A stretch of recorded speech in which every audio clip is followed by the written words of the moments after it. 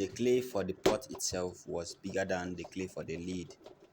After that, I proceeded to the wheel, making sure the clay was very well centered on the wheel. Centering clays of this mass needs more and greater amount of energy when centering them on the wheel. I made sure the clay was well spread out to the width of what I intended to produce.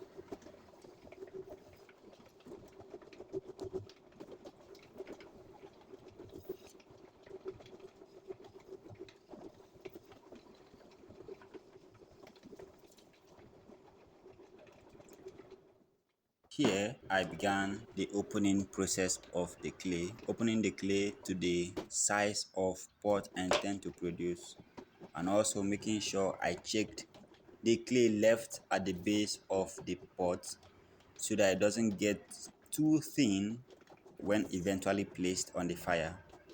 Then I began my pulling process. While in the pulling process, I also gave the pot a gallery,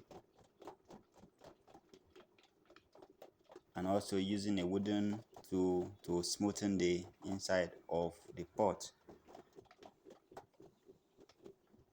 and using my sponge as well to take out the excess slip and water inside the clay being thrown on the wheel,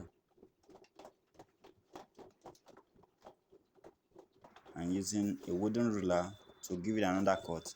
So it aids the trimming process, not having to spend much time when trimming it, and also using a ruler to measure the length of the gallery. After everything being set and done for the pot itself, I proceeded to throw in the lid to match the shape and size of pot I threw earlier on. So after making sure the clay was very well centered, I proceeded to opening the clay to the size of lid I intend to produce to match the pot I threw. Alongside with me, I'm working with the ruler. I measured the gallery earlier.